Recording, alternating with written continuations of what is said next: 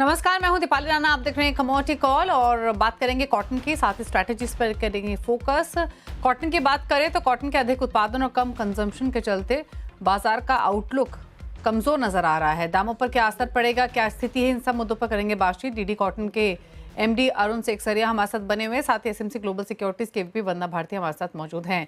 तो पहले बात कॉटन की कर लेते हैं। अरुण जी नमस्कार। तो पहले तो आपकी अंडरस्टैंडिंग जानना चाहेंगे किस तरीके की है फिलहाल, क्योंकि रिसेंटली जो भी रिपोर्ट्स आई हैं, फिच सॉल्यूशंस ने भी एक रिपोर्ट जारी की है जहां पर कंजम्पशन प्लस सप्लाईज को लेकर थोड़ी सी चिंता जाहिर की है। अभी एग्जैक्टली आपसे समझना चाहेंगे कि ओवरऑल प्रोडक्शन कैसी दिखाई दे रही है 24-25 के लिए, और साथ ही जो डिमांड है वो कैसी है, कुछ सुधरे हैं हालात या अभी भी वीक बनी हुई है?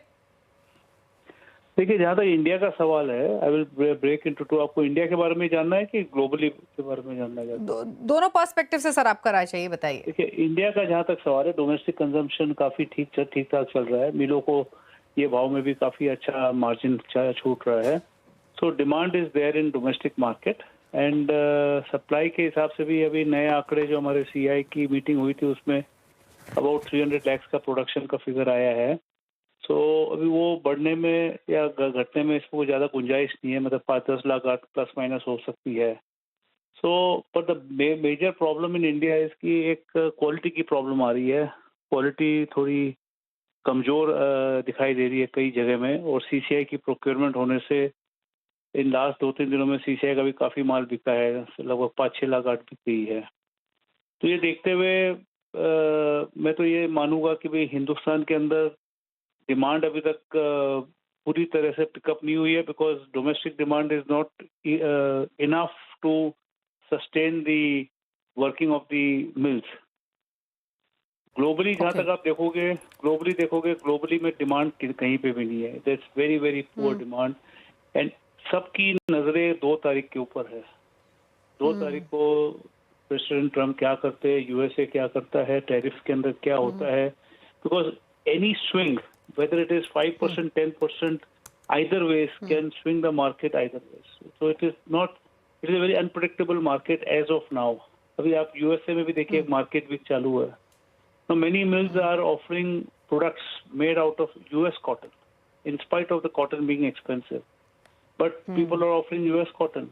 So मेरा ये मानना है कि to get a feel of the demand and whether the demand can sustain, you can only 2 तारीख के बाद में कुछ आइडिया लगेगी अपने को कि क्या होता है, because it's a very major changes can happen. China के मतलब ले लीजिए, बांग्लादेश के ले लीजिए, आपके हिंदुस्तान के लीजिए, वियतनाम का ले लीजिए, एंड ये 4-5 बड़ी बड़ी कंट्रीज है जो they have got large production and they have got large consumption. As far as consumers are concern, consumers are also divided. अब एक यूरोप हो गया, एक ईसी हो गया, एक आपका अमेरिका हो गया है। So we are loggerheads either ways. So ये कहना कि भाई डिमांड क्यों कमती है या बढ़ेगी कि नहीं बढ़ेगी, पर कहना बड़ा मुश्किल है unless and until there is some clarity, and वो क्लैरिटी आपको 2 तारीख को ही आएगी। बिल्कुल अरुण जी, जैसे आपने राइटली पॉइंट आउट किया, ग्लोबल कॉटन इंडस्ट्री की हम बात करें तो काफ़ी सारे चैलेंजेस भी हैं, रिकवरीज भी हैं, कई सारे कंसर्न्स हैं, लेकिन इस बीच प्राइसेस को कैसे देखते हैं आप? हालांकि जैसे आपने कहा कि कैसे ग्लोबल इवेंट्स अनफोल्ड होंगे वो काफ़ी इंपॉर्टेंट रहेंगे ओवरऑल फंडामेंटल के पर्सपेक्टिव से, प्राइसिंग के पर्सपेक्टिव से भी, लेकिन फिलहाल अगर देखें स्थिति प्राइसेस की तो कैसी नज़र आ रही है, क्या आउटलुक है प्राइसेस पर?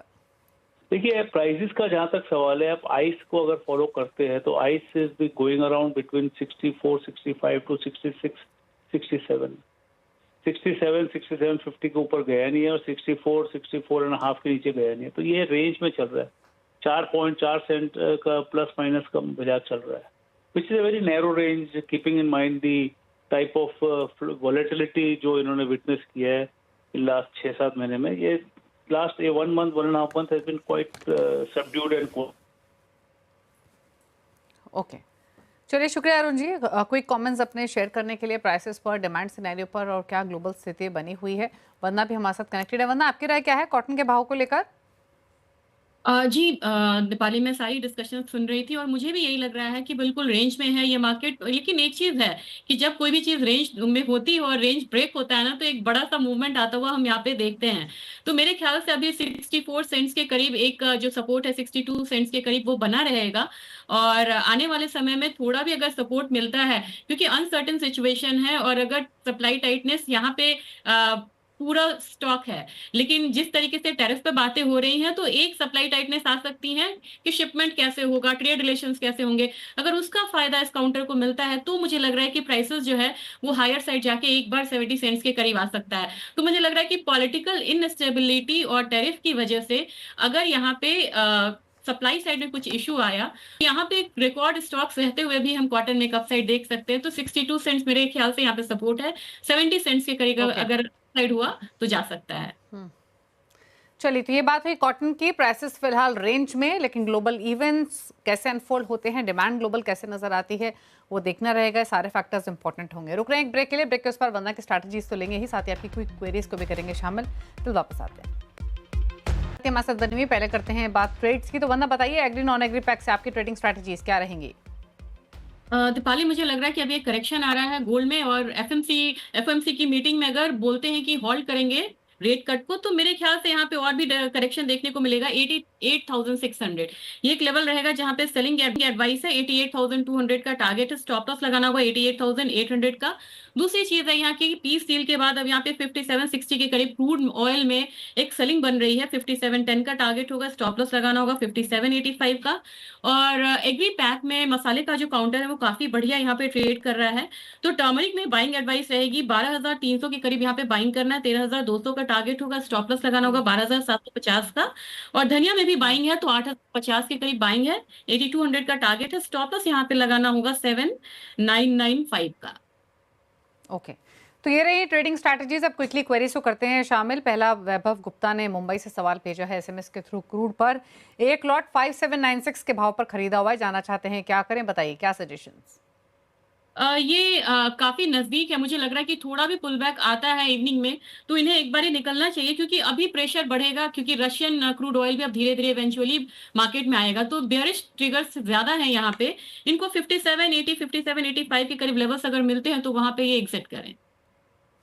अश्विनी सोनी का सवाल है झारखंड से, नेचुरल गैस पर। इन्होंने 2 लॉट खरीदे हुए हैं नेचुरल गैस के। 325 दिन का खरीदारी का भाव है, जाना चाहते हैं इस पोजीशन में क्या करें, निकलें या होल्ड कर लें? अभी क्या राय रहेगी आपकी वंदना? नेशनल गैस 325 की बाइंग है। 356 के करीब आ रहा है। मैं यहाँ पे कहूंगी कि इन्हें एक बार ही प्रॉफिट बुक करना चाहिए। आज के दिन में हो सकता है कि हम 360 का लेवल आता हुआ भी देखें, तो एटलीस्ट 356 से 360 के लेवल के बीच में आप यहाँ पे प्रॉफिट बुक करिए। मुझे लग रहा है कि ग्रेजुअली थोड़ा सा करेक्शन आ सकता है प्राइसेस में। प्रॉफिट्स लेने की सलाह है नेशनल गैस में 356-57 पर ट्रेड करते हुए। बात करते हैं अब रमन कुमार की। पुणे से सवाल भेजा है इन्होंने। सोने पर एक लॉट 87,900 के भाव पे खरीदा है, निकले इस पोजीशन से, होल्ड रखे। अभी वंदना ने बिकवाली की राय भी दी है। वंदना क्या करेंगे इस पोजीशन में? 87,900 के भाव से बाइंग है, उस हिसाब से बताइए। जी, काफी इन द मनी कॉल है ये, और डॉलर इंडेक्स में भी यहाँ पे रिबाउंड देखने को मिला है तुरंत। तो मेरे ख्याल से यहाँ पे प्रॉफिट बुक करना चाहिए। और नेक्स्ट मुझे लग रहा है कि अब यहाँ पे 88,000 का लेवल आए तभी यहाँ पे फिर से बाइंग में जाना चाहिए। मुकेश जैन का सवाल है अगला, दिल्ली से चांदी पर 2 लॉट 99,800 के भाव पे खरीदे हैं, जानना चाहते हैं क्या करें इस पोजीशन में, निकले या बने रहें, क्या सलाह रहेगी? आज मुझे लग रहा है दीपाली एक रिस्की ट्रेडिंग डे है, क्योंकि फेड की मीटिंग है। और अभी मॉर्निंग में तो यहाँ पे अपसाइड था, लेकिन अब करेक्शन आ रहा है। अभी भी इनकी कॉल जो है 800 रुपए इन द मनी है। यहाँ पे इन्हें प्रॉफिट बुक करना चाहिए, क्योंकि अगर फॉल आता है तो शार्पली यहाँ पे हम 99,500 तक के लेवल्स को आता हुआ देख सकते हैं। तो प्रॉफिट बुक करना चाहिए इन्हें। प्रॉफिट्स बुक करने की सलाह है सिल्वर में। 1 लाख के ऊपर के भाव फिलहाल देखने को मिल रहे हैं। चलिए, सवाल इतने लेंगे। थैंक यू वंदना शो में आने के लिए और स्ट्रैटेजीज के साथ साथ क्वेरीज को भी आंसर करने के लिए। इसी के साथ एक ब्रेक के उस पार देखिए आवाज समाचार। नमस्कार।